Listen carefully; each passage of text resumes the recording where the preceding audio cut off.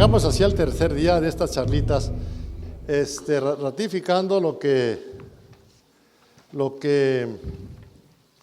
pues hemos, dijéramos, el motivo, el resorte interno que impulsa nuestra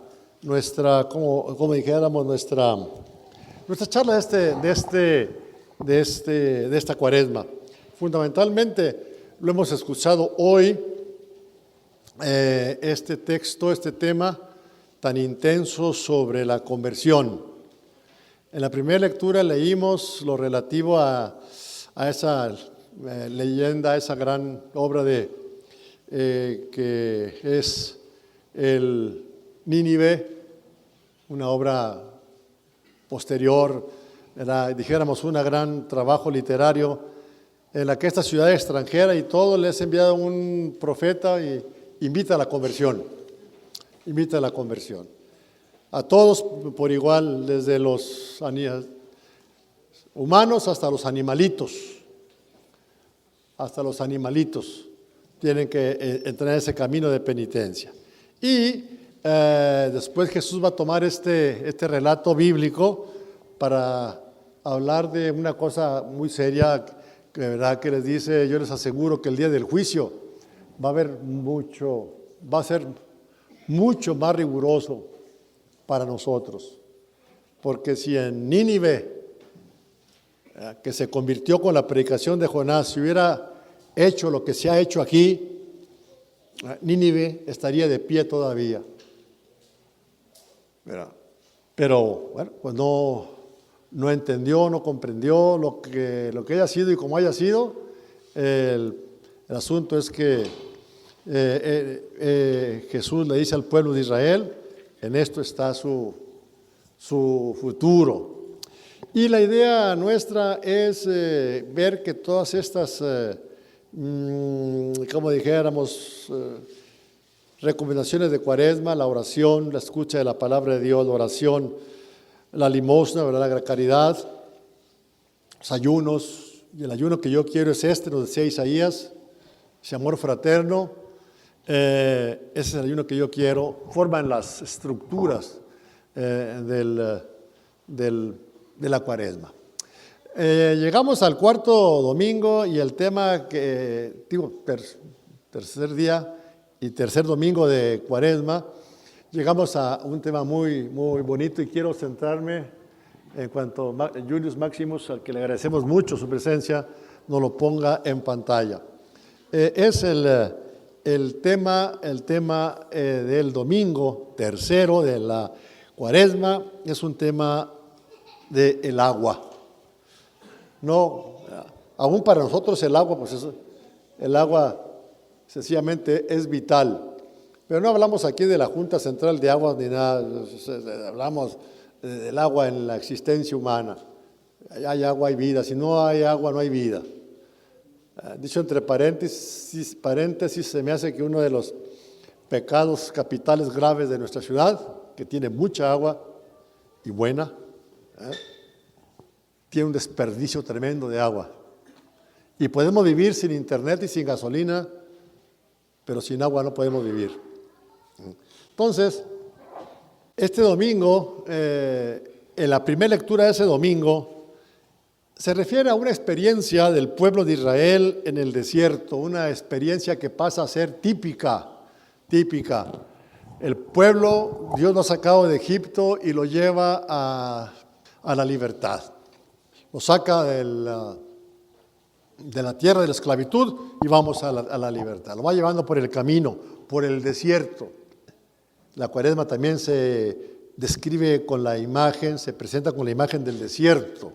Nos has llamado al desierto. Y vamos por el desierto, que a veces es nuestra propia vida.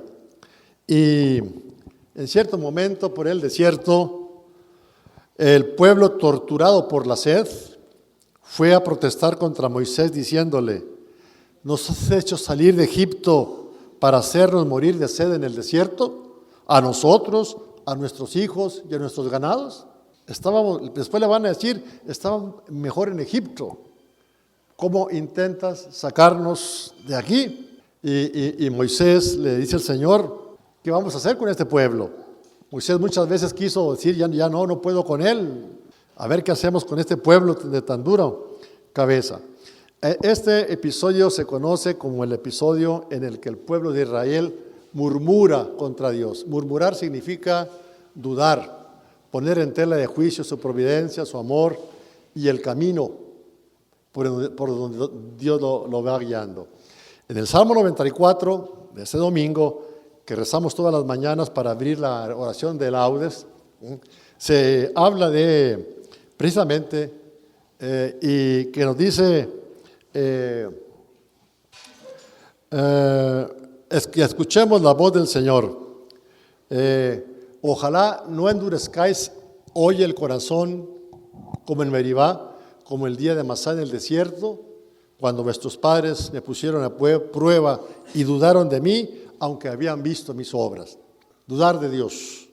Es un pueblo de corazón extraviado que no quiso seguir mis caminos. Por eso juré en mi cólera que no iban a entrar en mi descanso. Ese es el tema del agua. Y el tema del Evangelio, hermosísimo, es el tema inmenso, inabarcable. Pues hay monografías, muchos estudios, el tema de Jesús y la samaritana. Yo comenzaba este comentario sobre tenemos el otro, ¿verdad? Tenemos el que te mandé sobre el texto, pues, el texto de la samaritana. Sí. Yo puse esto bajo las siguientes citas, ahí no están, pero el que tenga sed y quiera que venga a beber el agua de la vida. La palabra clave, el password de la Escritura Santa es vida. Yo he venido para que tengan vida. Este es en el Apocalipsis y el Salmo 41. En ti está la fuente de la vida, en Dios. Fuera de Él no nos quedan más que la desolación, el vacío, la oscuridad, la muerte. Él ha venido para que tengamos vida y la tengamos en abundancia. El que tenga sed y quiera que venga a beber el agua de la vida, dice Apocalipsis 2:17, a terminar el libro de Apocalipsis. Vengan. El que quiera, que no quiera, pues ¿qué le vamos a hacer? El que quiera que venga y beba. Entonces, vamos a fijarnos en este texto imponente y en él me voy a centrar en esta plática. ¿Ya lo tenemos? ¿Sí? Entonces vamos a leerlo entre cursillas, así despacito, de la forma más sencilla, que podamos hacerlo. Y comienza así este largo capítulo, este largo tirón de Jesús con la samaritana, Juan 4, 5, 42. Cuando Jesús se enteró de que los fariseos habían oído decir que él tenía más discípulos y bautizaba más que Juan, en realidad él no bautizaba, sino sus discípulos, dejó Judea y volvió a Galilea. Por eso tenía que atravesar Samaria. Aquí un poco de geografía. Samaria era una especie de asentamiento en medio de Israel, a la mitad. Judío sí, pero completamente contaminado, históricamente contaminado, porque cuando el destierro, los babilonios trajeron colonos a esa tierra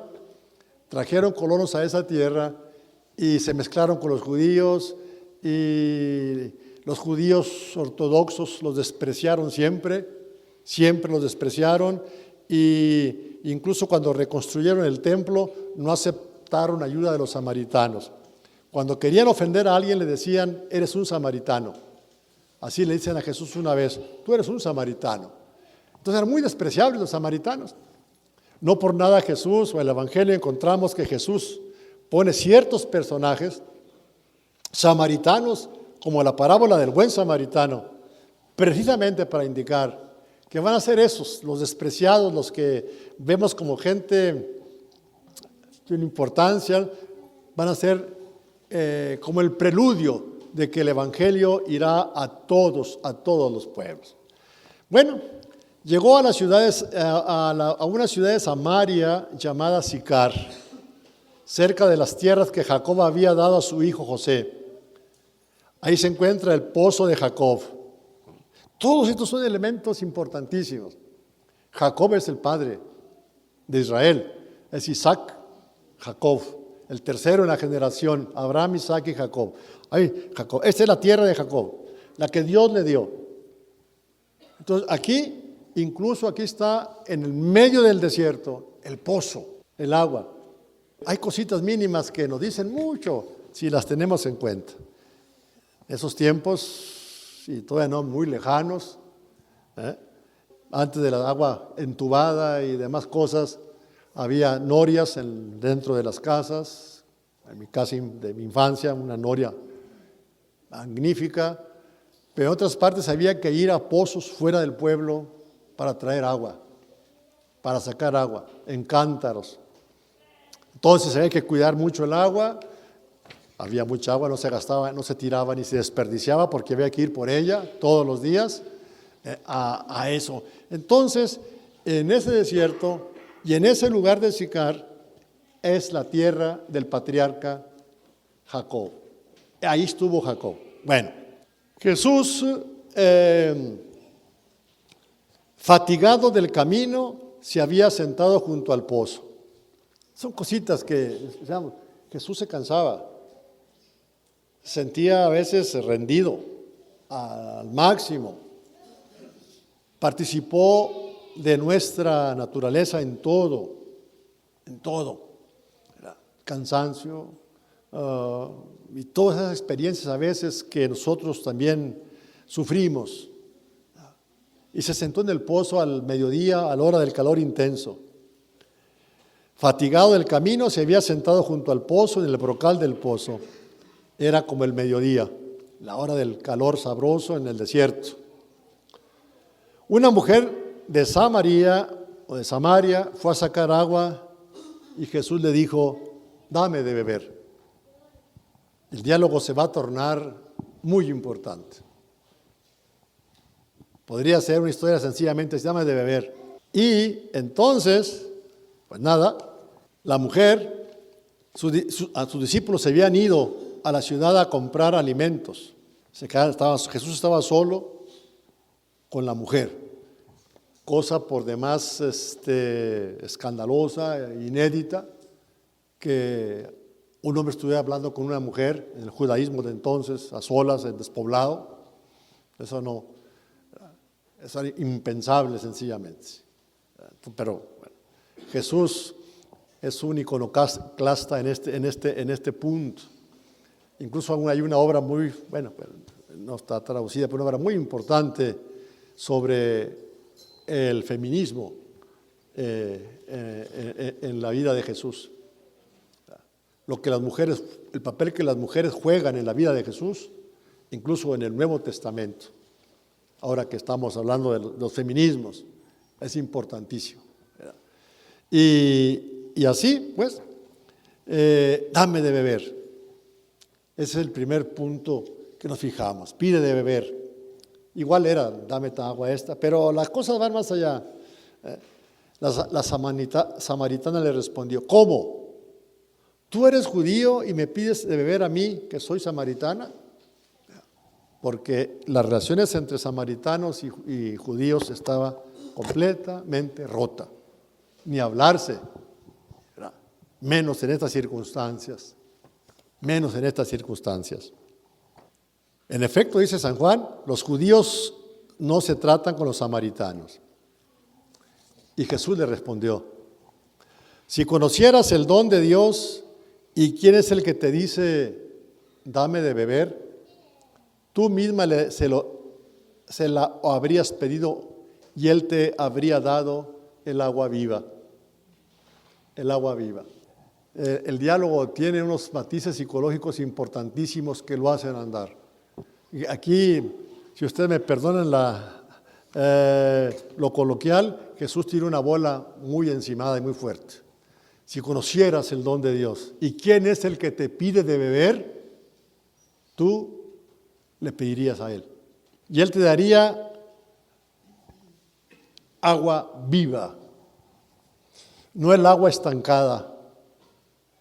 de un pozo, sino el agua viva. Luego sabremos a qué se refiere Jesús con el agua viva. Voy a pedirle a Julio que vaya preparando la lectura de San Agustín del domingo tercero. Lectura, así a veces la puedo manejar.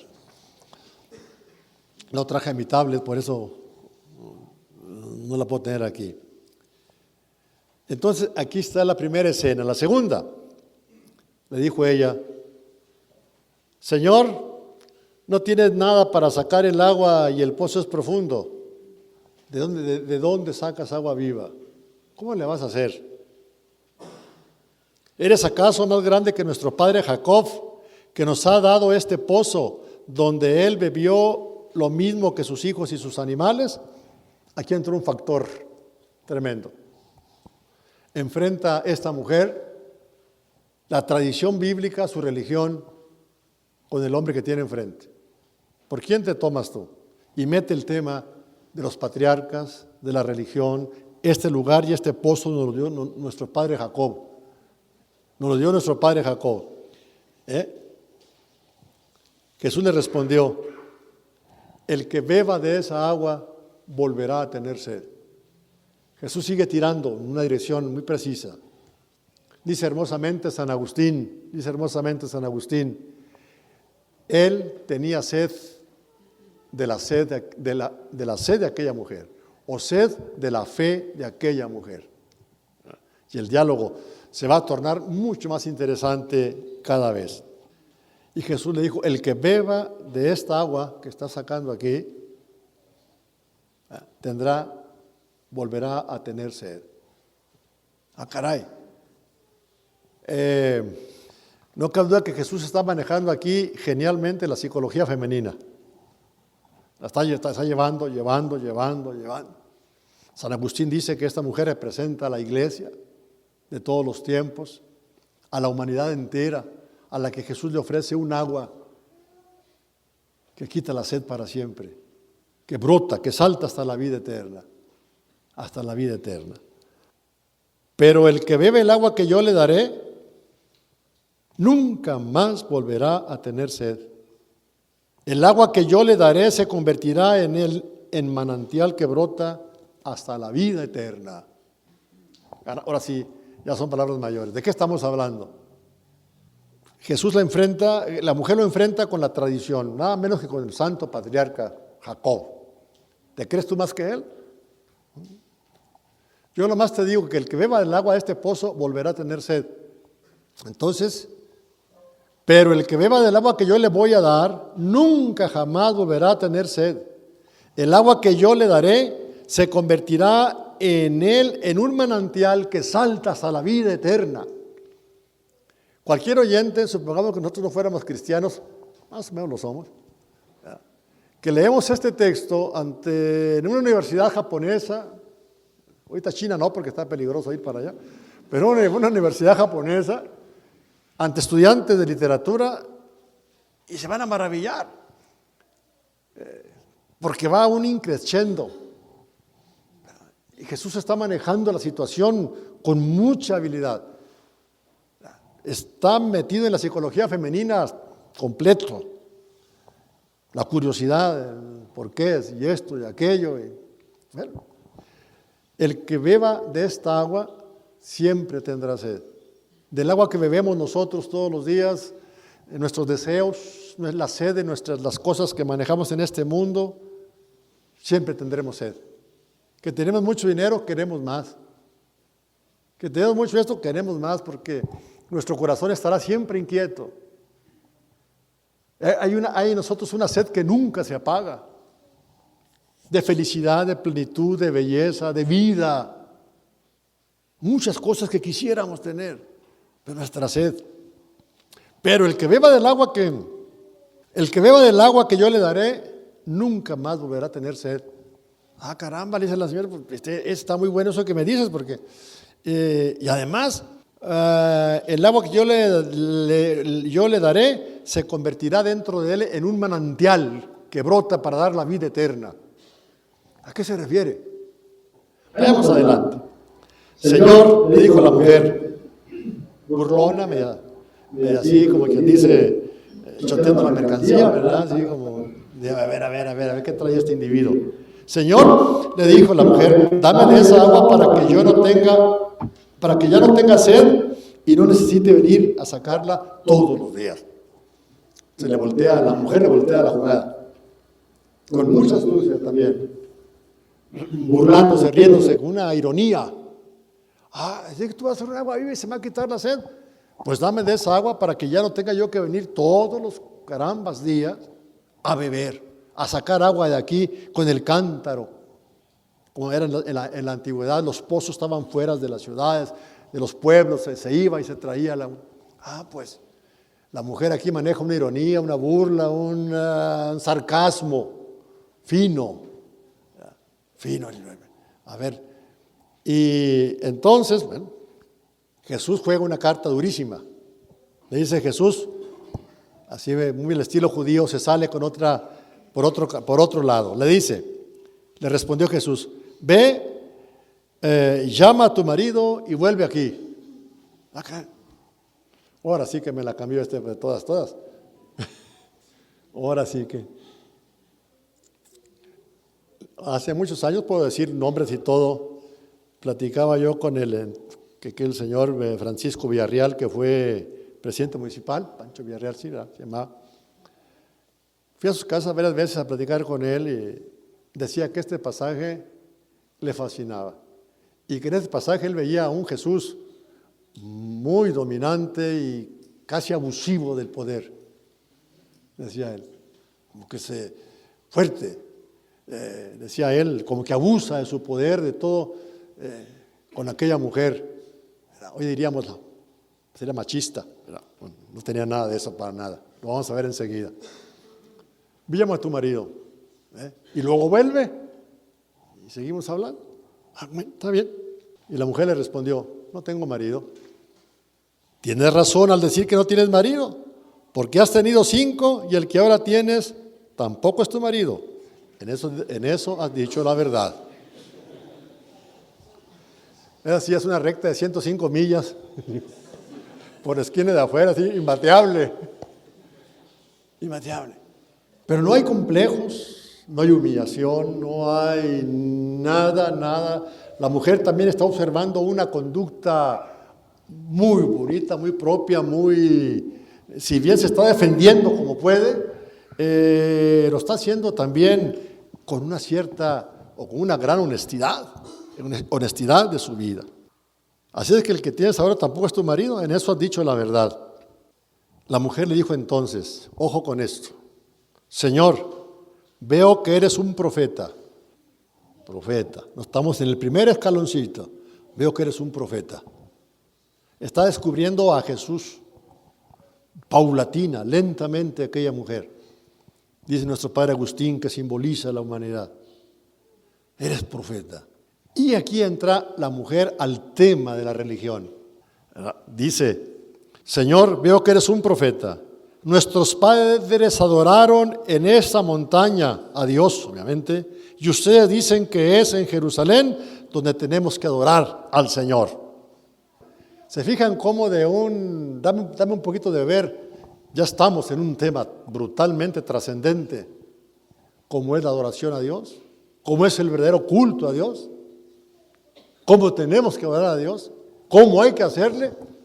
Cuidado con las religiones, ambos, tanto samaritanos como judíos, estaban arraigados en sus santuarios, el santuario de Silo, en Samaria, Galilea, allí en el centro religioso del norte, hasta que el centralismo religioso y político y económico de Jerusalén, pues es toda una historia de Israel.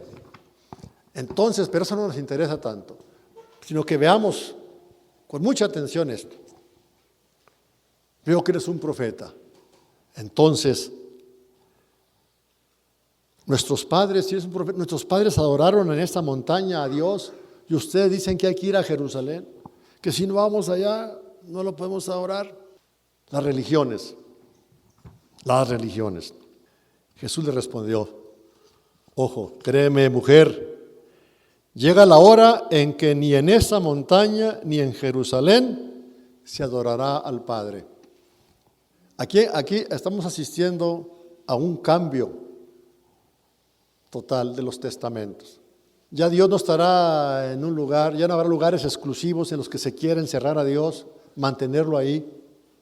Si nosotros nos reunimos como los 3 primeros siglos de la iglesia, en una casa, en una iglesia doméstica, en unos árboles, ahí en una corriente de un arroyo como Pablo, con aquellas mujeres en Filipos, en fin.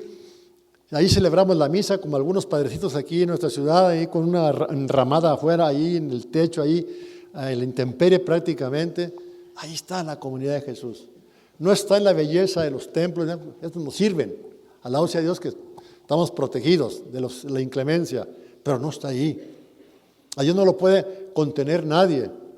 Aquí nos reunimos y estas cosas que se llaman templos no son más que la imagen de lo que somos nosotros en realidad, templo de Dios.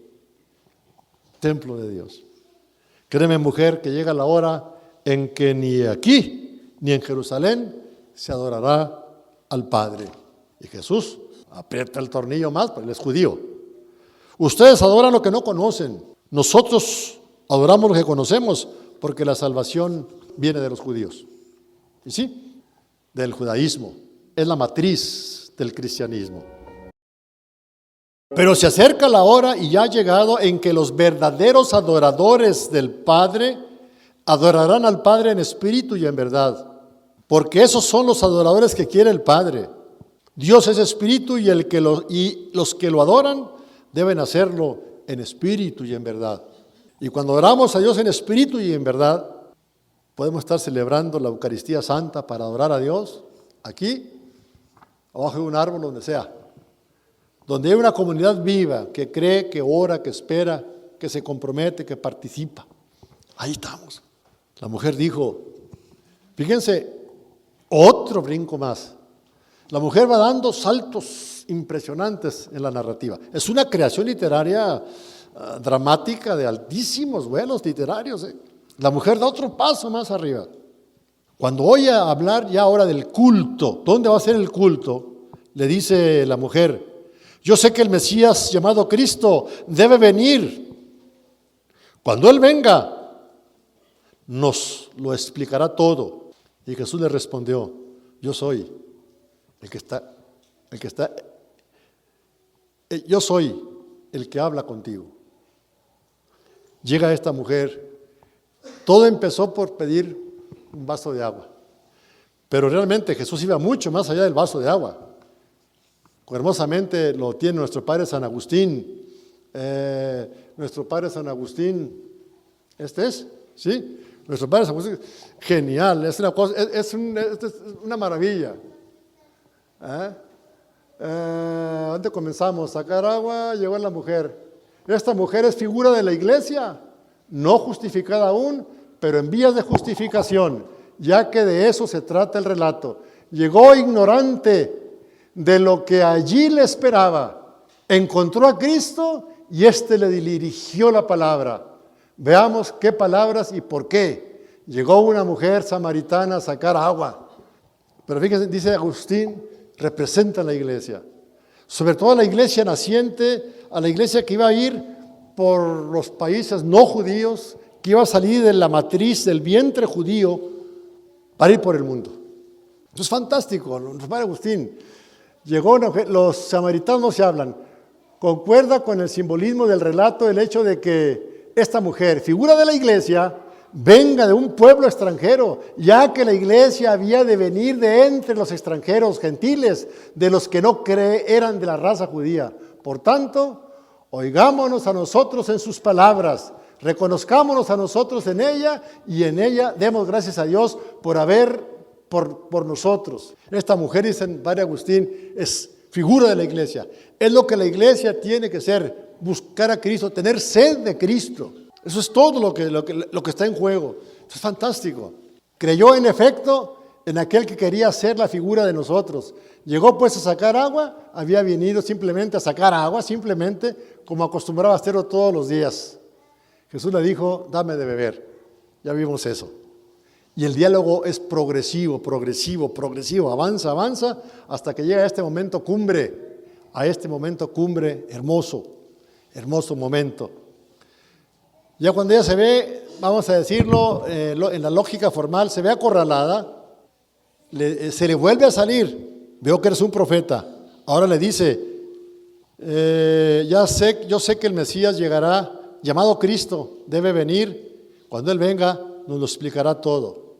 Jesús le respondió, yo soy el que habla contigo. Nosotros, como iglesia, como comunidad, ¿habremos llegado a este punto? ¿Habremos descubierto a Cristo en nuestra vida? Como ministros de iglesia, ¿no seremos solo burócratas? ¿No nos estaremos buscando a nosotros mismos, buscando éxitos y reflectores y cosas de ese tipo? ¿Realmente hemos encontrado a Cristo? ¿Tenemos sed de Cristo? Decía nuestro padre San Agustín, la vida toda del auténtico cristiano es un deseo, un permanente deseo, deseo. Nuestro padre Agustín maneja muchísimo, como dijéramos, yo sí, el fenómeno del deseo. ¿Qué deseamos realmente? Si tú no dejas de desear, no dejas de rezar. Deseamos a Dios. Hoy nos decía el salmo que leíamos, hoy me parece, Señor, buscaré tu rostro, no me escondas tu rostro. Esa es la expresión de la sed de Dios. Una sed que está en nuestro corazón y que queremos apagar esa sed con cuánta morundanga encontramos. Como que si quisiéramos apagar nuestra sed con refrescos de cola y demás cosas que son venenosas hasta donde ya no se puede. ¿Con qué queremos apagar esa sed de verdad, de belleza, de plenitud, de justicia, de la razón y del sentido de nuestra existencia? De tener de la vida. Entonces, vamos a este punto. En ese momento llegaron sus discípulos y se quedaron sorprendidos, obviamente, por lo que les explicaba, de verlo hablar con una mujer, a solas, despoblado, judío y samaritana, hablando. Eso era francamente inusual, Pero ninguno de ellos le preguntó qué quieres de ella o por qué hablas con ella. O sea, caray, pues habrá Dios, pero cero. No se fueron grandes. Además, se me imagino entre ellos. Llegaron sus discípulos. Que se van a traer a comprar de comer y vuelven con la comida es otro de los elementos hermosos del relato. Ahorita veremos. Mientras tanto, los discípulos, ¿qué quiere decir? Otro punto, otro clímax del relato. La mujer, ya en estas circunstancias, dejó allí su cántaro, corrió a la ciudad y le dijo a la gente: vengan a ver a un hombre que me ha dicho todo lo que hice. ¿No será el Mesías? Salieron entonces de la ciudad, todos de la ciudad, y fueron a su encuentro. Yo diría que aquí culmina el relato. No puede haber un encuentro con Cristo que no nos convierta en misioneros. Si estamos nada más en la banca, temo que no nos esté sirviendo. Al menos Jesús no nos llama a estar en la banca. ¿Qué sentido? No tiene sentido. No. Con eso voy a terminar. La mujer se convierte en misionera. Esta figura de la iglesia, de la que habla nuestro padre San Agustín, define la naturaleza íntima de la iglesia. La iglesia es misionera. La iglesia es enviada al mundo. No quiere una iglesia estática, una comunidad estática que no se mueve, que se mantiene en la zona de confort y que es incapaz de comprometerse a nada. Entremos en materia todavía más. Yo les he dicho que todo apunta al bautismo. Son temas bautismales que la iglesia estaba utilizando en Cuaresma para reactivar nuestro bautismo. El bautismo nos hace partícipes de la misión de Cristo. Ese es el sentido del bautismo. No nos bautizamos ¿para qué? Eso hacía en un ensayo que por poquito le cuesta al profesor Ratzinger su cátedra y su licencia de enseñar en las universidades, en Alemania, siendo profesor. Escribió un artículo sobre los paganos en la iglesia, donde dice que estamos bautizando, el artículo es de los 60, estamos bautizando, confirmando, porque el profesor Ratzinger estaba en las imagínense qué universidades, y los fines de semana en una parroquia atendía a los jóvenes de confirmaciones. Pero luego se da cuenta que los papás en sus casas les decían a los muchachos, no la tomen tan en serio, esto no es tan serio, tómenla calmaditos. Eso nos ha pasado aquí mismo. Entonces y los confirmamos y los bautizamos y sus paganos. Entonces la iglesia está formada por bautizados paganos. Son retos pastorales muy serios, que no va a ser cuestión de tantas estructuras y cosas por el estilo, cuanto de unas de actitudes de quienes están al frente de las comunidades. Entonces la mujer se convierte en misionera. Para mí, este es el pico más alto del relato. Si nosotros estamos en la zona de confort, sin mayores compromisos, disfrutando una misita diaria, siendo selectivos, incapaces de un compromiso, hay que preguntarnos seriamente qué es nuestro bautismo, para qué nos bautizamos. Pretextos, prejuicios, murmuraciones, chismes, deshacen las comunidades. Yo les he explicado mucho aquí que Pablo nunca reacciona tan violentamente,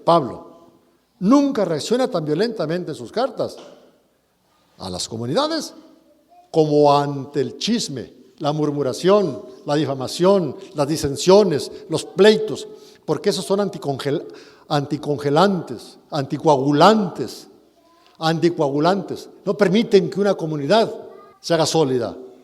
Un chisme puede dar al traste con todo. Mientras tanto, los discípulos le insistían, come.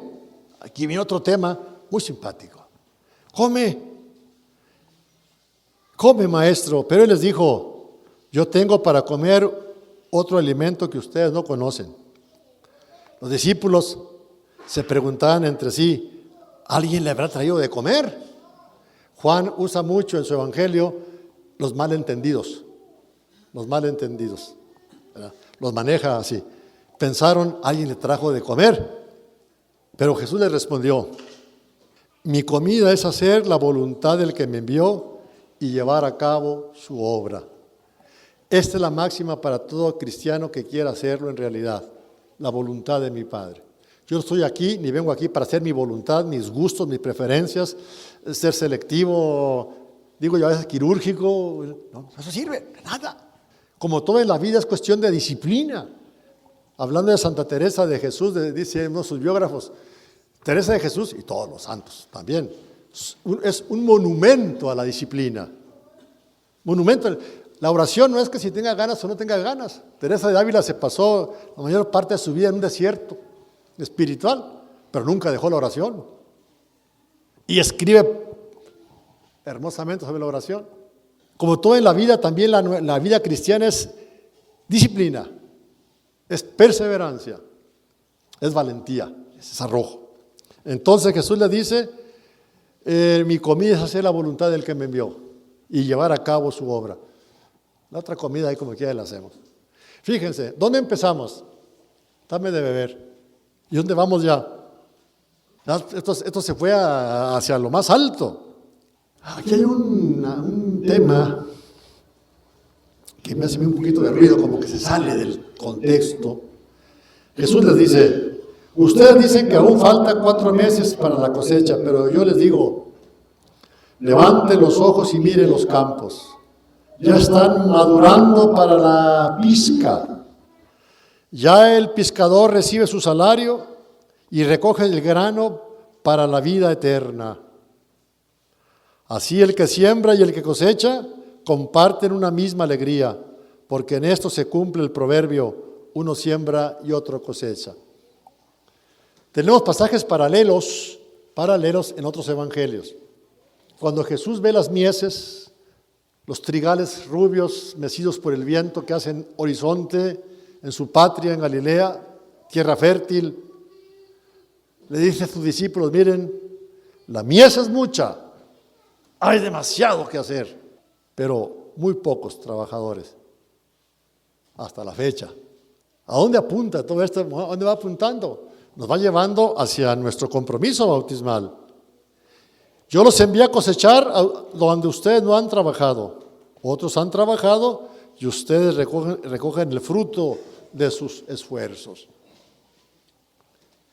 Aquí hay una obra misionera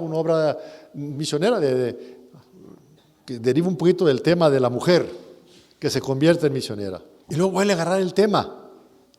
Muchos samaritanos de esa ciudad habían creído en él o creyeron en él por la palabra de la mujer, que aseguraba, me ha dicho todo lo que hice. Entonces cuando Jesús le descubre su pasado ilustre, ¿verdad? Lleva 5 y el que tiene ahora tampoco, la mujer era mujer de pelo en pecho, ¿verdad? Entonces, no la ofende, no se ofende, no tenía la piel tan delicada, sino que descubre, este es profeta. No se va ofendidísima y hacer una algarabía tremenda. No. Pues sí, es cierto. Sí he tenido 5 y tengo ahora otro. ¿Ah? Espero ya no tener más de aquí en adelante. Yo no tengo ya ni tiempo ni muchas fuerzas ya, pero pensaba escribir un tema sobre esto precisamente de la mujer en la vida de Jesús. Nosotros decimos siempre 12 apóstoles, eran 12 y muchos más y muchas mujeres que lo siguieron, dice San Lucas capítulo 8, primeros versitos, muchas mujeres lo siguieron desde Galilea. Algunas vendieron sus bienes para contribuir a la causa, porque también se requería dinerito.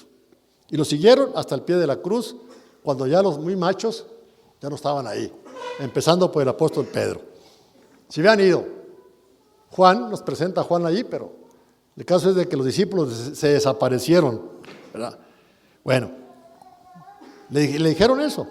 Por eso, cuando los samaritanos se acercaron a Jesús, le rogaban que se quedara con ellos y él permaneció allí unos días. Muchos más creyeron en él a causa de su palabra y le decían a la mujer, ya no creemos por lo que tú nos has dicho. Nosotros mismos lo hemos oído y sabemos que él es verdaderamente el Salvador del mundo.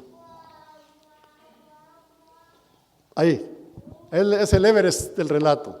Ahí culmina. No solamente la mujer lo ha descubierto, sino los mismos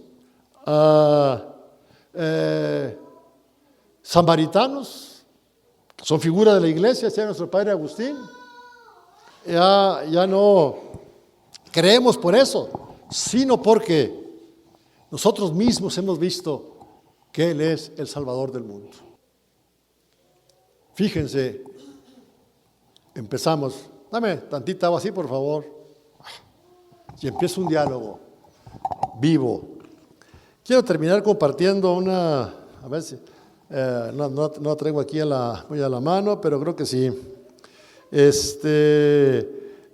Como término de esta charlita, no olvidemos el objetivo, el bautismo.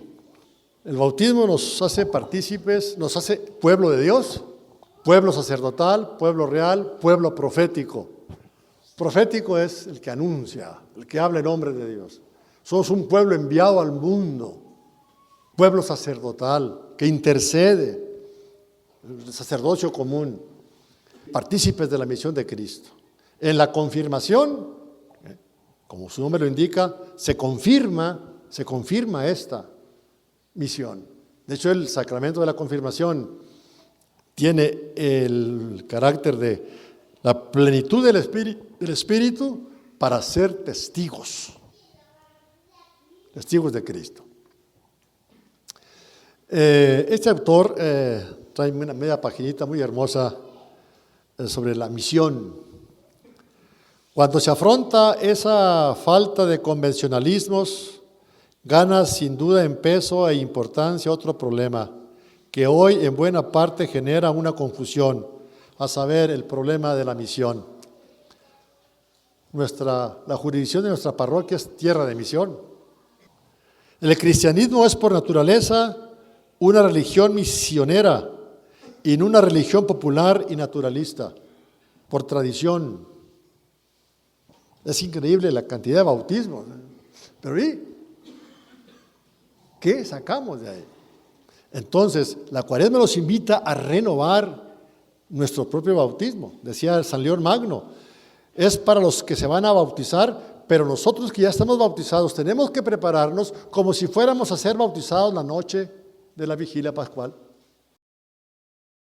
No sigamos jugando, creyendo que eso, nunca llegaremos a esa meta. Tenemos que como la samaritana, escarbar más a esta situación. Uno no se hace cristiano por pertenecer a un pueblo o a una determinada cultura, sino en definitiva por la conversión, la fe, o lo que es lo mismo, por una decisión consciente cuyo sello exterior es el bautismo. Y esto es la Cuaresma, mis amiguitos queridos de mi corazón, esta es la Cuaresma. A esto nos reta toda la estructura eclesial, la cuaresmal. Decía Pablo VI que la razón de ser de la iglesia es anunciar el Evangelio. Si no anuncia el Evangelio, no es la iglesia de Jesús. Así, momentos más gloriosos de la iglesia en 2000 años han sido los momentos de mayor florecimiento evangelizador y misionero.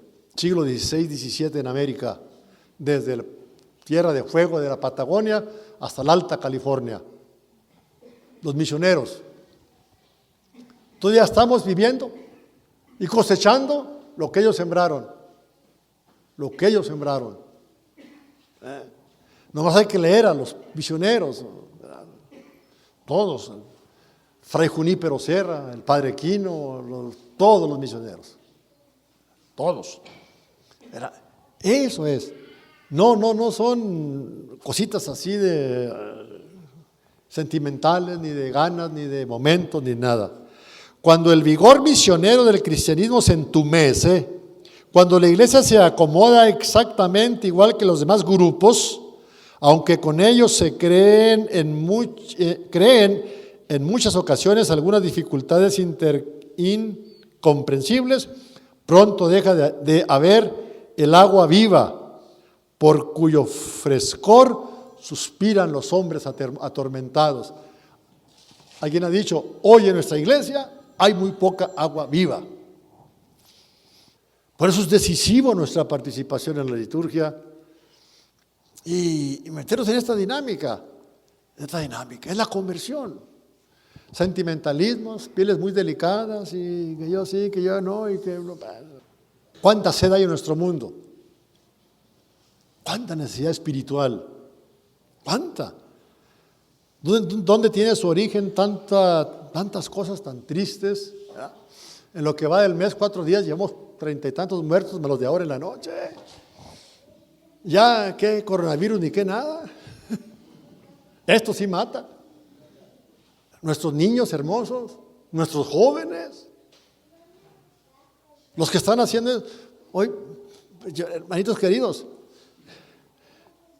presentan la fotografía de un joven que yo cuando lo vi impactante aquí, Juan Pablo II, ya en este boulevard, a un joven capuchado, a un carro con una metralleta, pero profesional, el muchacho se ve, chamacos, que puede ser el nieto de ustedes, el hijo de ustedes, así se nos está cayendo, las familias, todo. Hay tanta sed. ¿Qué estamos haciendo, hermanitos queridos? ¿Rascándonos la panza? ¿Sentaditos? Una misita más o menos aburrida y como que hacemos un favor, va a estar difícil.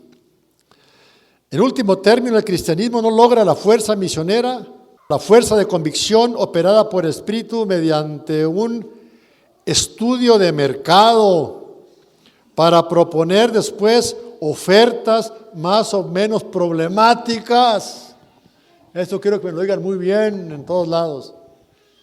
No tenemos que importar el lenguaje empresarial o maquilador por el santo temor de Dios. Es blasfemo. No depende de eso. Algo nos sirve de estructura. Pongámonos aquí. Hacer un estudio de mercado no nos sirve de mucho. Para proponer después unas ofertas más o menos problemáticas,